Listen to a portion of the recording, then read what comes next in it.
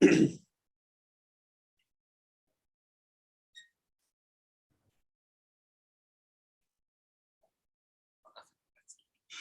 morning, everyone. I, Professor N. Saktil, Professor and Dean, Academics and Accreditation of Kclas, takes immense pride in welcoming you all for yet another trending and thought-provoking session by distinguished speakers from all over the world. Today is a special day for Kumaraguru institutions as we are celebrating our 40th Foundation Day. This speech is a part of monthly lecture series, an initiative of Dr. N. Mahalingam Center for Public Policy, School of Economics, Kumaraguru College of Liberal Arts and Science, Coimbatore. Today, we are very happy to have Professor Usman Gulsevan, WTO Chair and Faculty Member, Department of Natural Resource Economics, Sultan Qaboos University, Sultanate of Oman, to deliver a speech on blue economy and international trade. Professor Usman Gulsevan has done Bachelor of Science in Industrial Engineering from Belgrade University, one of the top-ranking universities in Turkey. However, his passion for economics made him to continue his higher education in the United States of America, where he has done master's and doctorate in economics at North Carolina State University, Raleigh. He also taught at the same university for some time before moved back to Turkey to take a full-time teaching position in Middle East Technical University. Later, he took international teaching positions at American University of the Middle East, Kuwait, Skyline University, UAE, and at present, he is with Sultan Qaboos University, Sultanate of Oman. He is an avid researcher who held several international positions, including project consultant for European Commission and at present WTO Chair, Switzerland. He has published more than 50 research articles in highly reputed journals and as a journal referee for leading industry journals. He is also recipient of several reputed fellowships or awards like WTO Chair since 2021, Erasmus Scholar, European Commission, Distinguished Teacher and Researcher Award, TÜBİTAK Science Incentive Award, Science and Technological Research Council, Certificate of Accomplishment in Teaching, North Carolina State University, and Fellowship to Study Abroad from Council of Higher Education, Turkey. He has completed many research projects connected with North Carolina State University, European Commission, American University of the Middle East, World Bank, to name a few. I would like to register my sincere thanks to Professor Usman for having agreed to deliver this speech. In fact, we worked together in UAE.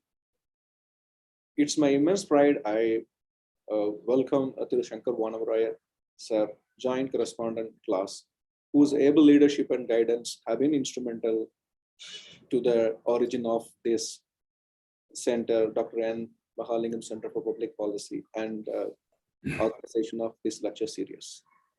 It's my privilege to welcome Dr. Vijala Edwin Kennedy, Principal Kclas, who has always provided immense encouragement towards all our initiatives, illuminating and guiding us on the various initiatives and giving us ample support to think differently and do things. I extend my warmest welcome to all the deans, heads of departments, faculty members, and students of Kclas and participants from across the world attending today's lecture. Once again, I welcome you all to this event. Thank you. Now I leave the floor to Dr. Usman to continue. Thank you, Professor Shaktival. That was a great introduction. So I'm going to introduce the concepts of sustainability and relationship between economics and global cooperation that centers on blue economy, international trade, and recent Fisheries agreement by WTO. Now, before getting details into the subject, since most of the participants here are students from India, let's take a look at India's trade profile. Let me share my screen and look at the latest trade statistics from India.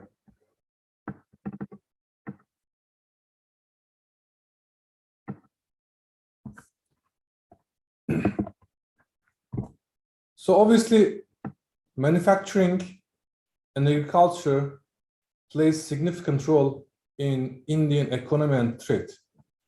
And India is one of the top 20, actually top 10 exporters and importers in the world. But it looks like there's a big, actually a very big trade deficit. India might be among the top top importers actually, yes.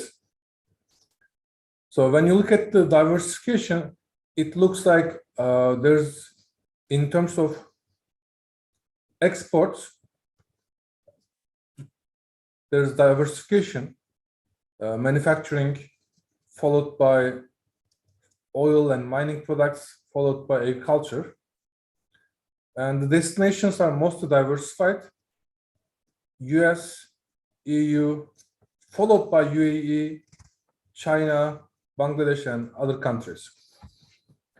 Now, looking at the imports, one can see that there's also manufacturing takes the #1 spot.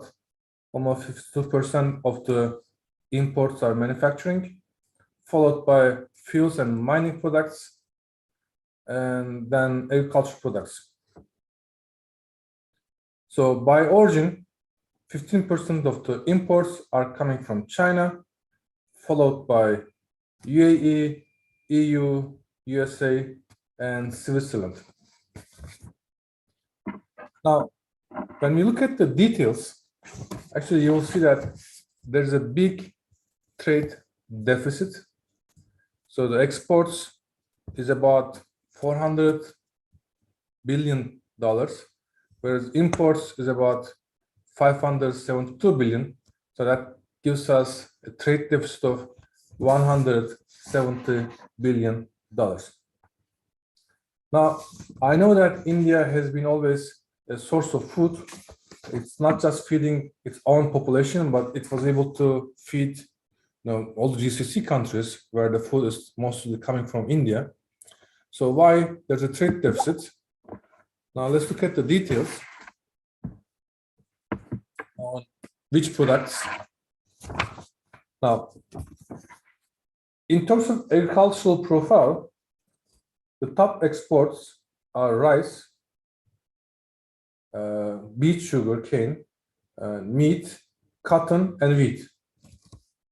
So rice, is very important also for the culture in GCC region, and most of it is coming from India, the basmati rice. When imports, there's also imports in the agriculture, mostly in the form of oils like palm oil, soybean oil, sunflower oil, as well as vegetables and nuts.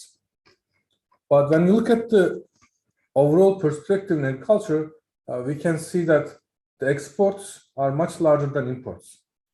So 42.8 billion of exports, 31.3 billion in imports. So in terms of agriculture, India is actually running a trade surplus. But overall, there's a big trade deficit. Now, what is the reason for the trade deficit? We can see it. India is one of the largest importers of petroleum. That's the #1 reason. Although there's exports of petroleum, imports are much higher. So that gives a significant trade deficit in terms of oil, crude oil. And also interestingly, we have gold and diamond as top imports of India. Of course, India has a large jewelry industry where the raw gold and diamond also is exported, but the value of the exports is much smaller than the value of the imports. So India is also running a trade deficit in terms of precious metals and diamonds, as well as there's also coal, which is required for energy. The good thing is, obviously, there's a very strong medical industry in India, where medical exports are almost 17 billion, which is quite high. And also there's aluminum exports. But overall, in non-agriculture, there's a huge trade deficit in India for overall relationship between the exports and imports are showing that India is importing much larger value of products than what it exports. So this is the India's trade profile. And as you can see, in terms of agriculture, the country is not just self-sufficient, it's also feeding a significant portion of the world. Now, going back to the subject, how it started. So it started with the UN 2030 agenda. The agenda is a plan of action for people, planet, prosperity. So this agenda aims to achieve universal peace in larger freedom. The idea is to eliminate poverty in all forms and dimensions while achieving sustainable development via collaborative partnership. So there are two aspects of the UN 2030 agenda. First is to achieve global economic development without leaving anyone behind. That's the number one target. And the number two target is to secure the planet. So we are achieving optimal resource utilization, not for the current generations, but also for the future generations. And that's the idea behind the 2030 agenda of the United Nations. And the agenda specifies 17 sustainable development goals. First one, no poverty. Second, zero hunger. Good health and well-being. Quality education. Gender equality. Clean water and sanitation. Affordable and clean energy. Decent work and economic growth. Industry, innovation, infrastructure. Reduce inequality. Sustainable cities and communities, responsible consumption production, climate action, life below water, life on land, peace, justice, and strong institutions, and finally, partnerships for the goals. Now, the blue economy falls specifically under climate action and life below water. So there are some targets that are supposed to be achieved by each member of the UN. And the blue economy is a concept that's trying to achieve climate protection while protecting the life below water and utilizing the marine resources. So here's a nice infographic about the blue economy. As you see, it's not just the fisheries. Of course, fisheries is a significant contribution to the blue economy, but also things that we can do, like utilize maritime transport in a safe manner, developing renewable energy, and also managing the waste, which is also important. And the oceans are helping us to fight climate change. They are important location for carbon sinking, and they help mitigate climate change, as well as tourism, where ocean and coastal tourism can bring jobs and economic growth. So the idea of the blue economy is sustainable resources, use of resources for economic growth, improved livelihoods and jobs, and ecosystem health.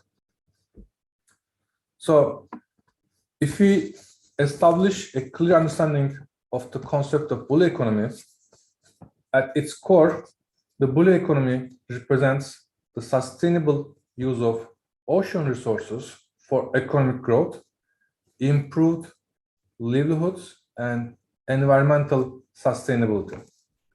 It encompasses an array of activities from fisheries to renewable energy and tourism, all with the common reliance on the vast blue expanse that covers almost 70% of our planet. So the blue economy is also important for India, as you know, there's an ocean called Indian Ocean, where the resources provided by this ocean is also providing livelihood for many millions of households also in India. And that includes the fisheries. So the fisheries play a crucial role in achieving marine sustainability. So a significant aspect of the blue economy is sustainable fisheries. Sustainable fisheries are not just a component, they are the linchpin of this vast economic and ecological framework. These fisheries ensure that we can continue to rely on the oceans as a source of food and income without depleting fish stocks and harming the marine environment. Now, in the last 3 decades, the human population has almost doubled. Let's say maybe in the last 40 years. Yeah, 40 years. But in contrast, the fish population was either stagnant or it was declining. So there are more people, but less fish. And that puts strain into the fisheries in the form of overfishing.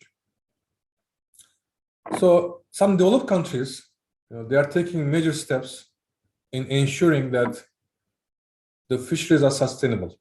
So for example, this one is taken from the US government. And you can see some of the tools, policy tools, the micro policy tools used by the US government to protect the fisheries and keep the fishing sustainable.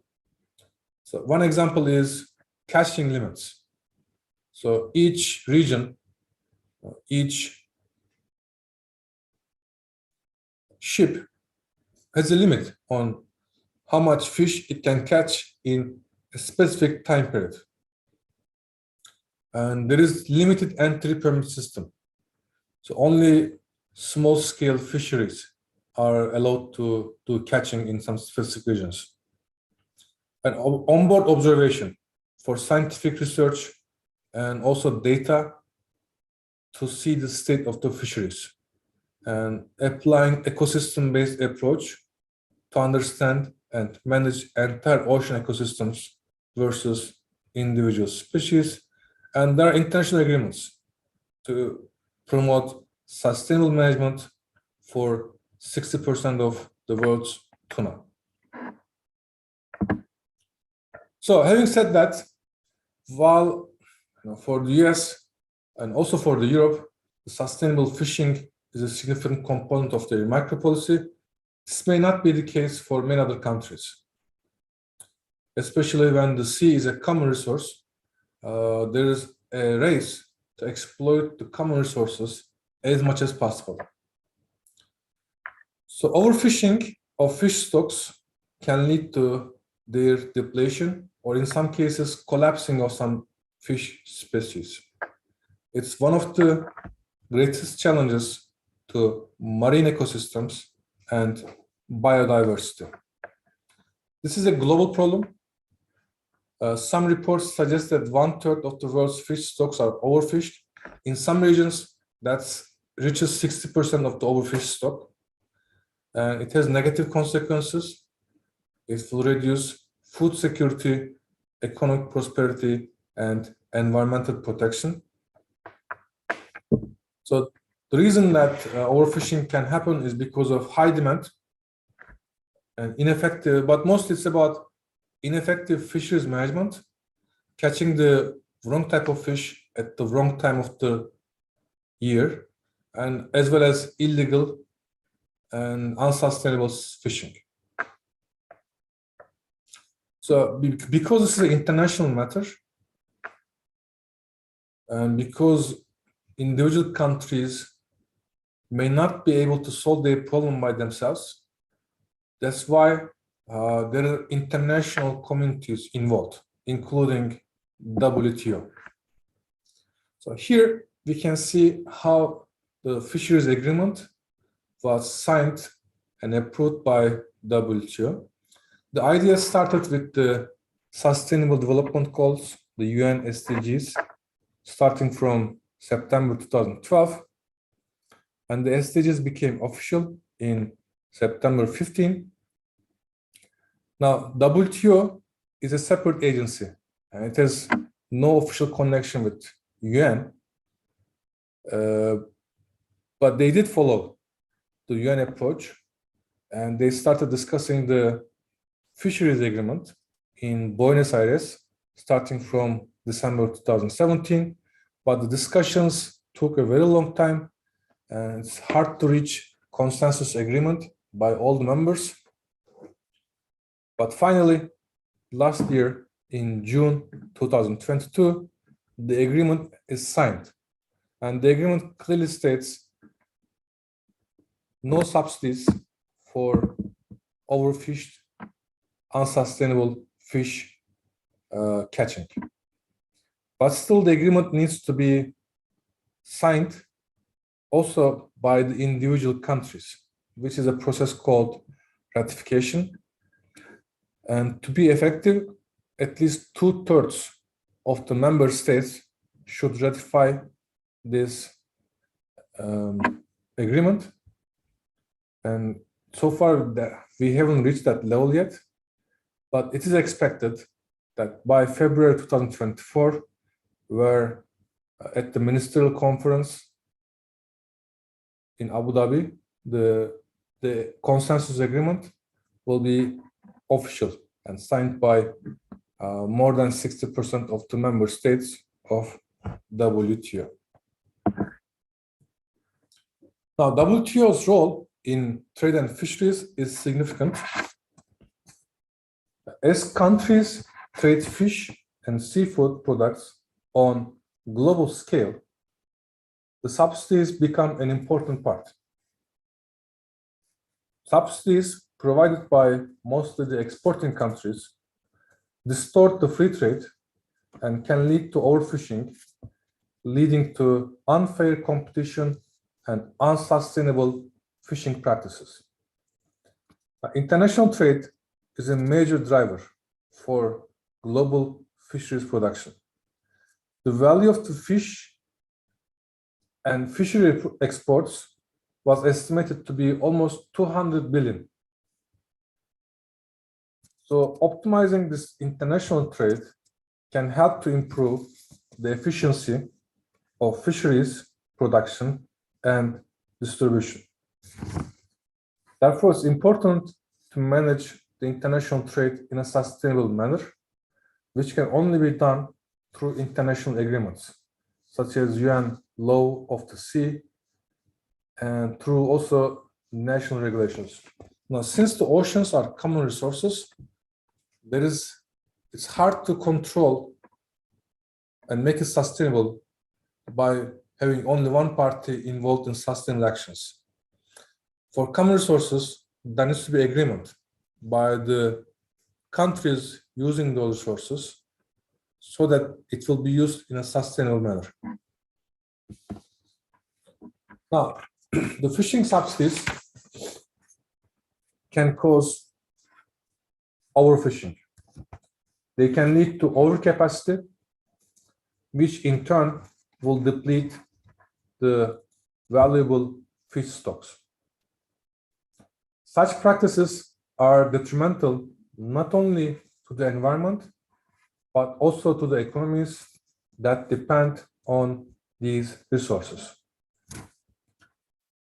Now, fishery subsidies can lead to overfishing by providing fishermen with incentives to catch more fish than that is sustainable. This can lead to the depletion of fish stocks, which can have a negative impact on the marine ecosystems.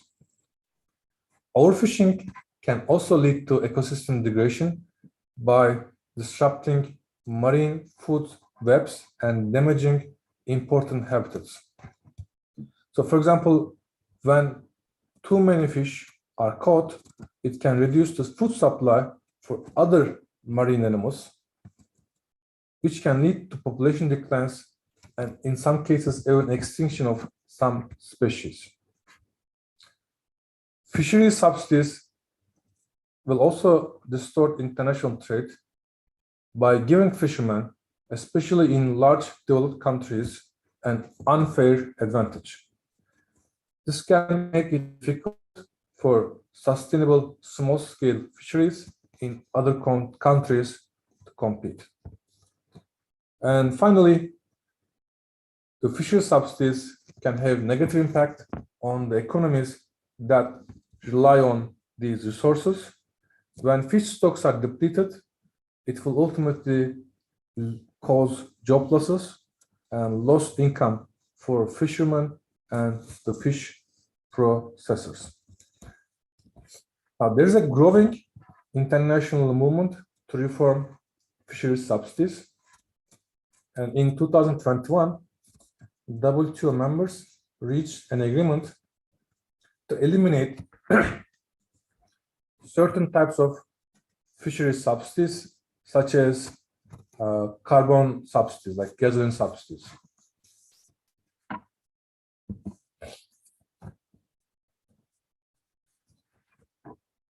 So what is the WTO Fisheries Agreement? This agreement sets forth the rules designed to prohibit specific harmful subsidies while promoting sustainable fishing practices. It seeks to level the playing field in international trade, safeguarding our oceans and economic interests of nations. So on the left side, you can see what type of subsidies are allowed by the new regulations.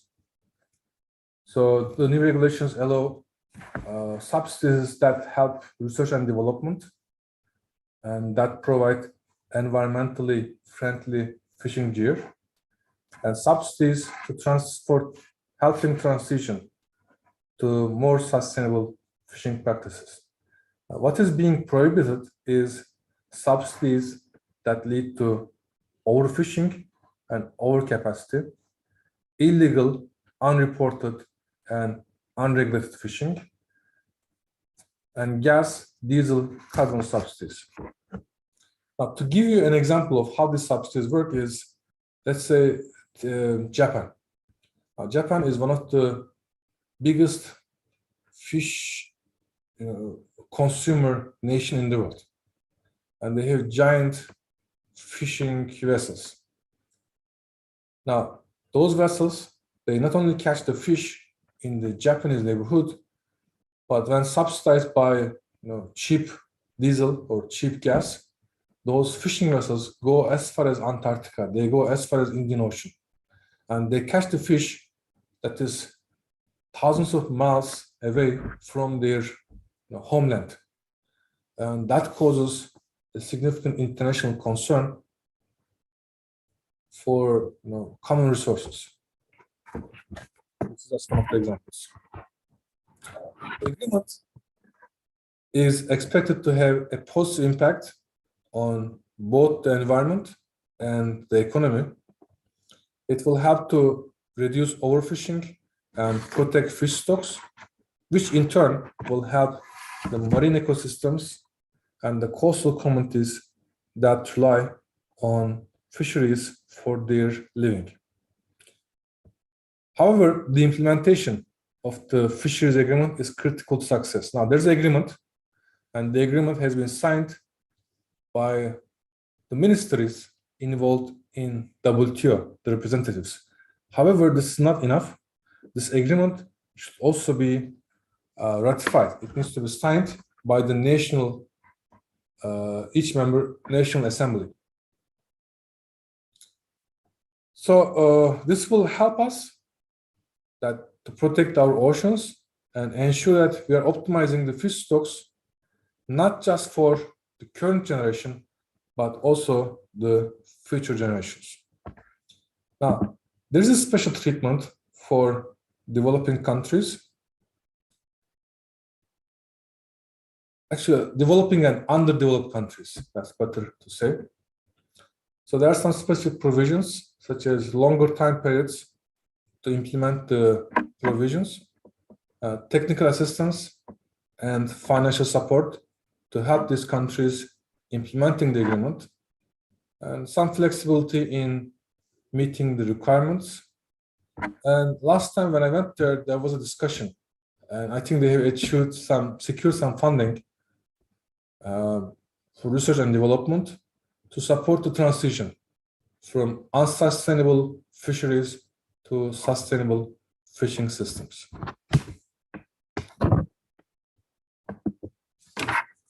So, if you sum up, the fishery subsidies are a major driver of overfishing and ecosystem degradations. The WTO Fisheries Agreement is a complex agreement with many different stakeholders, and it will be challenging to implement it effectively. However, the potential benefits of the agreement are obvious, and they will make those challenges worth confronting.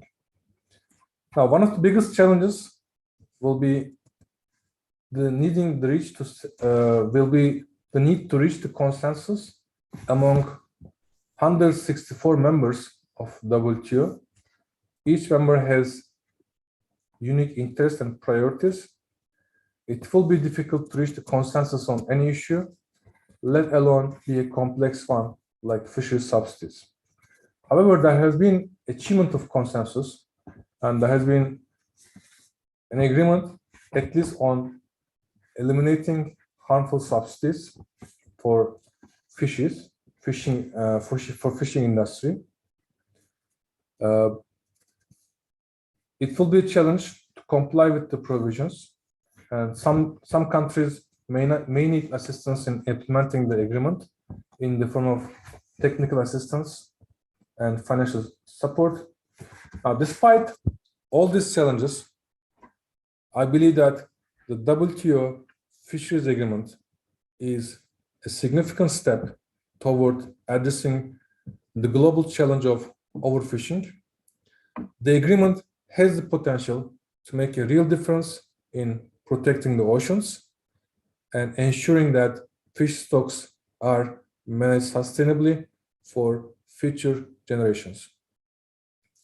By working together, we can overcome the challenges to implementing WTO Fisheries Agreement. Finally, in conclusion, the intersection of the blue economy, the international trade, and WTO Fisheries Agreement is not just an academic exercise, but it's a vital endeavor that holds the key to a sustainable future. Our oceans, measuring the majority of the planet's surface, demand our collective action and responsible stewardship. Our unity and cooperation as nations and stewards of the environment are essential to the success of the WTO Fisheries Agreement and protecting the marine resources for future generations. Here you can see the links for details on the agreement by WTO, and the Food and Agriculture Organization, FAO, is also offering a state-of-the-world fisheries publication. And on the right side, you can see my LinkedIn profile. If you can just copy, scan, I'll be happy to connect. And that's it from my side. So I'll be happy to answer any questions that you might have. Professor Kclas? Stop sharing. Okay. I think someone might have some questions.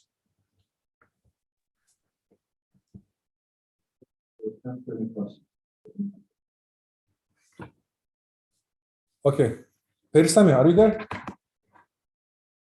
Thank you, sir, for your valuable insights. Actually, there are many interesting questions raised by our participants. So I have a few selected questions. I'll go for the questions, sir. Yes, please go for it. Yes, sir. Okay. The first question is, what role will artificial intelligence and machine learning play in optimizing the sustainable management of fisheries and aquaculture in the coming decades?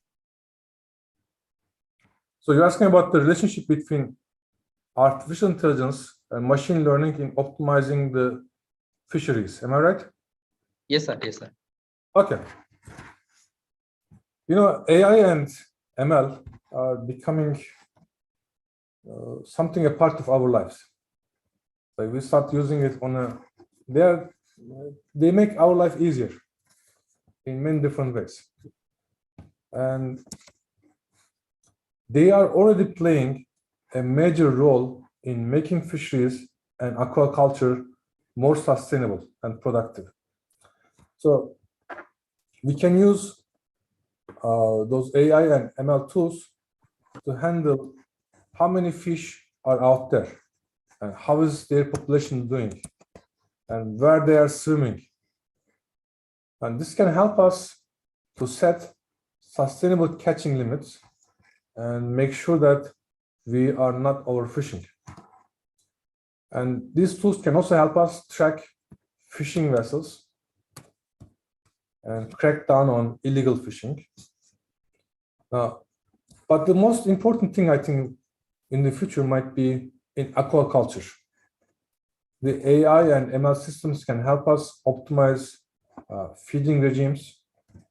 They can help us to monitor the water quality. And if there's a problem with the ecosystem, they will help us to detect this problem earlier. And this will lead to healthier fish production that is more efficient. So the idea is that the AI and ML are tools, like one of the many tools, which can help us to manage our fisheries and aquaculture systems more efficiently. They can help us track fishing and fish vessels. They monitor environmental conditions and help us to optimize the production value. So that, for example, by looking at, if you have the data on the state of the fish, we can say that, okay, at this time of the year, we can do fishing in that part of the coast. And if you do that, the fish will already be sustainable, for example. So those estimation techniques can help us to optimize fisheries management.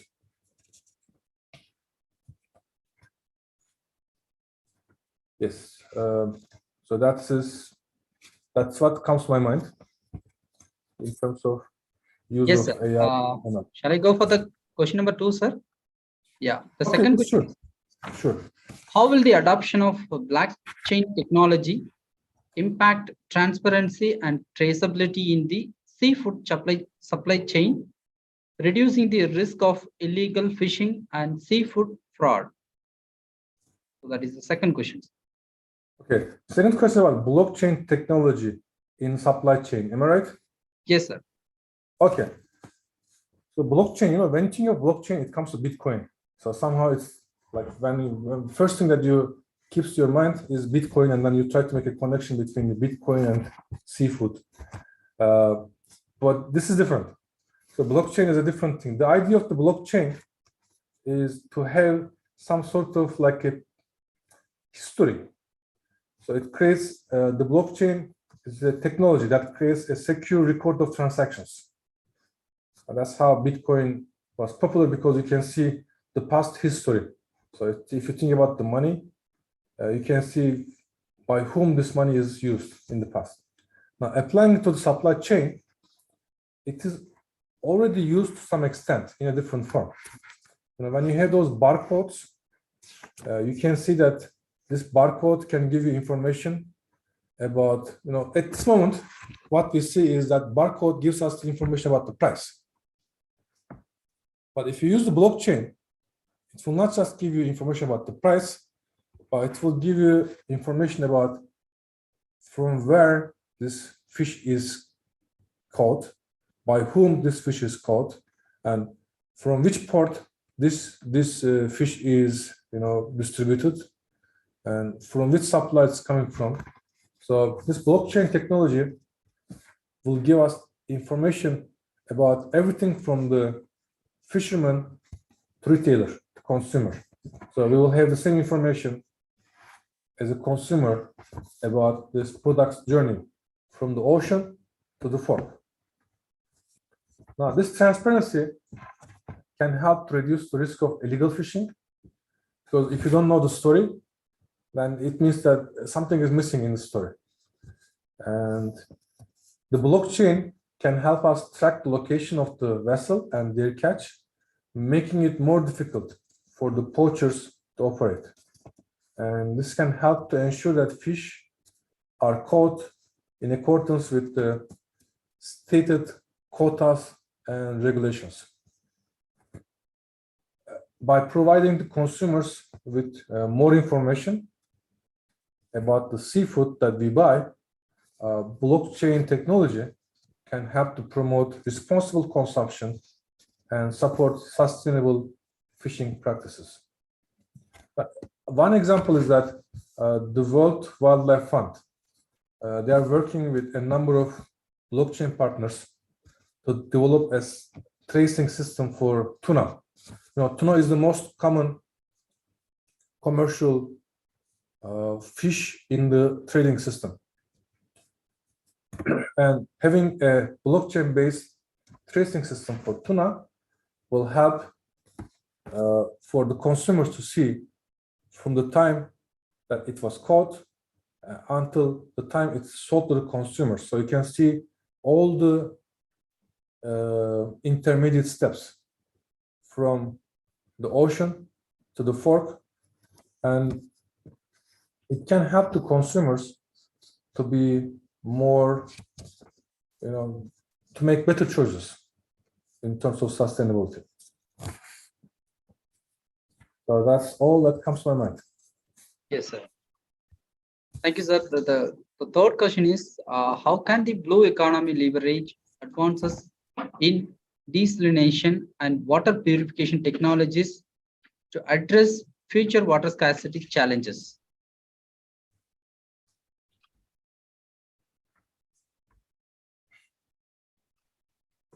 So there's water scarcity on one side. Yes, sir. How we can use blue economy for Yes. desalination and water purification. Okay. I want to ask you one thing. You are in which part of India? In southern part, sir. And are you using fresh water or the water from the sea for drinking? Sir? Sorry.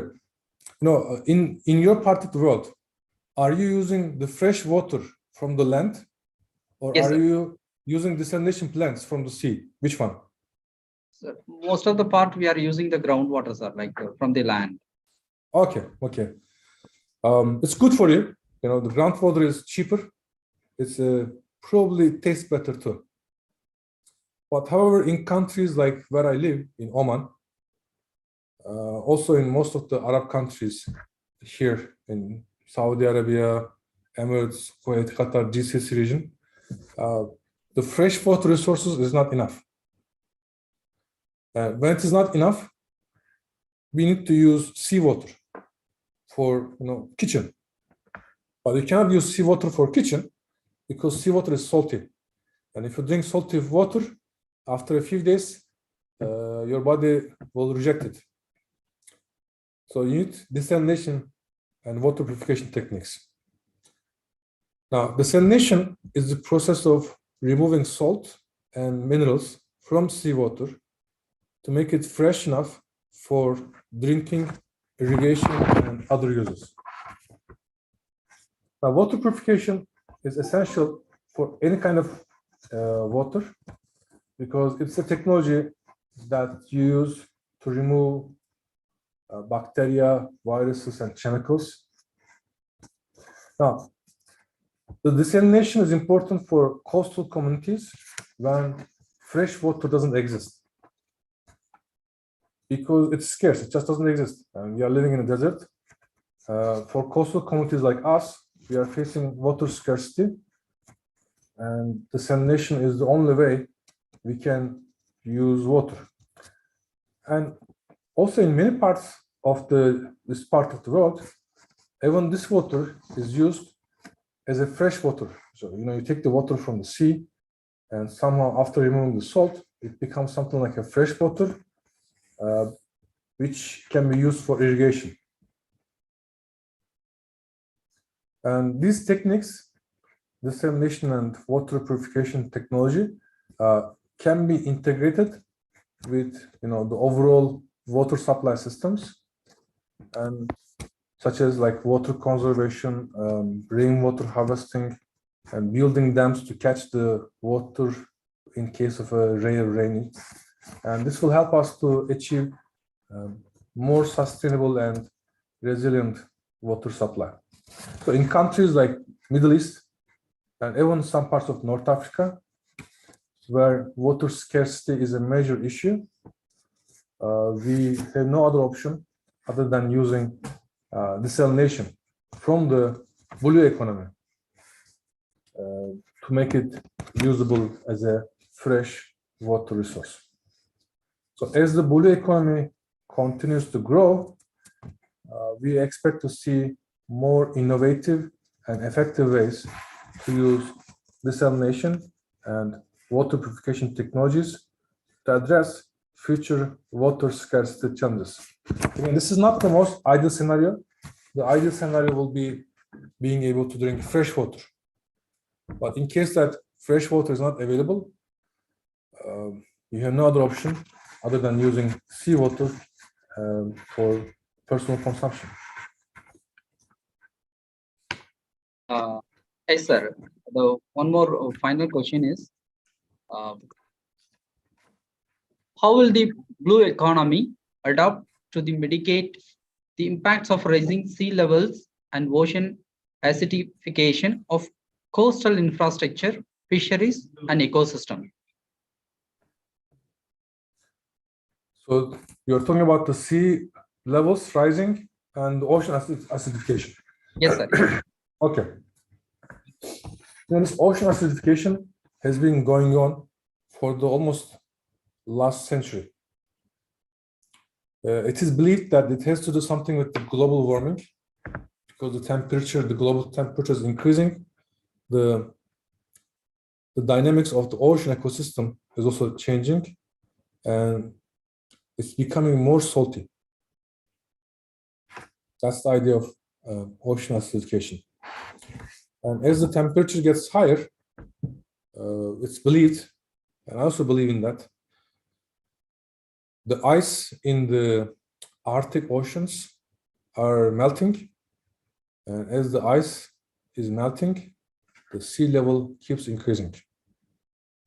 And consequently, it is believed that some of the small island nations will disappear in near future, because those islands in lowlands will be under the sea levels. Now, the blue economy can help to adapt and mitigate the impacts of rising sea levels and ocean acidification in a number of ways. First of all, we need to invest in infrastructure, such as seawalls and other coastal defenses to protect the cities. And especially the critical infrastructure needs to be elevated to protect it from flooding, and we need to redesign the coastal infrastructure to be more resilient to climate change. Now, probably you heard it on the news that a few weeks ago, there was a huge coastal pressure, something like tornado, or even worse than that, in Mediterranean. And that caused an unexpected amount of rain in the Libyan desert. And when you are living in a desert region, there's almost nothing to hold the water just flooding. There is no surface vegetation. And because of that, one of the cities in Libya, I think it was Darna, the entire city was left underwater. Now, this could have been prevented. You just need to be ready. If you know that the possibility of such an event can happen, then you build your cities in ways that expects the sea levels to rise. So that's one way to invest in infrastructure and be ready for such events, rising sea levels. Now, reducing fishing pressure to help fish populations recover and become more resilient to impacts of climate change. Fishing in deep waters, as fish move to deeper waters due to rising sea levels, that's going to happen. We need to develop new aquaculture techniques to produce fish and other seafood in a controlled environment. Now, I know many people like to have, fresh seafood, like fresh out of the sea, and they don't want to, especially in my region, they don't want to choose the farmed fish. However, thing is, as the population of the world is doubling, the fish population is either staying constant or declining in many parts of the world. Therefore, we need to utilize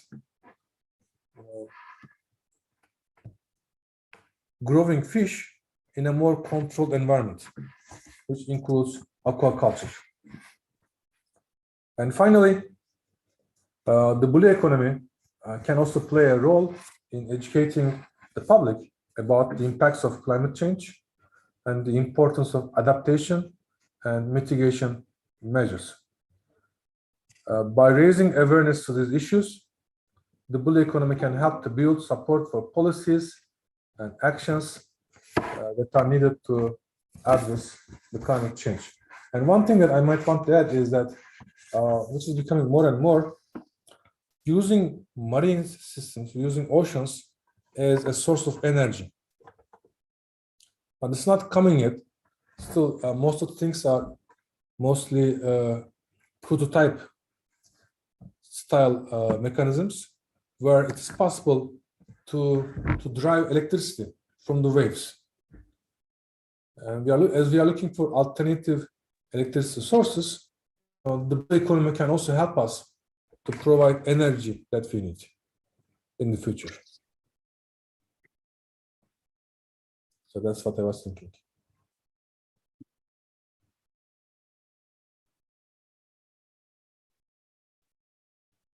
And that's it.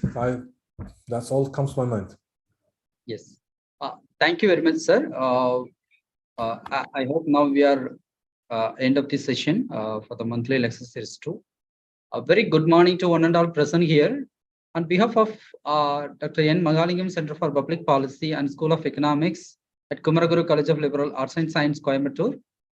First and foremost, we would like to extend our heartfelt thanks to Professor Osman Gulsevan, WTO Chair and Faculty, Department of Natural Resource Economics, Sultan Qaboos University, Muscat, Oman, who accepted our invitation and enlightened us with his thought-provoking insights.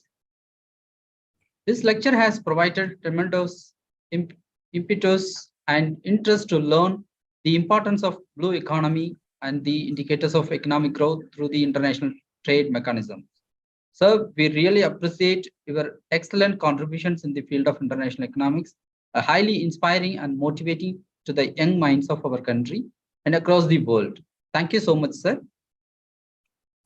Thank you, Dr. Priyasana. It was a pleasure to be here, and I'm very happy to see you. Yes, sir. We would like to thank one such leader and who always aims for excellence through Shankar Vanavarayar, Joint Correspondent of Kclas. And we extend our heartfelt thanks to Principal Dr. Vijala Edwin Kennedy for her continuous support and encouragement at all points of time. Thank you, madam. Our sincere thanks to all deans, heads of the departments, communication department, technical teams, and faculty members of Kclas.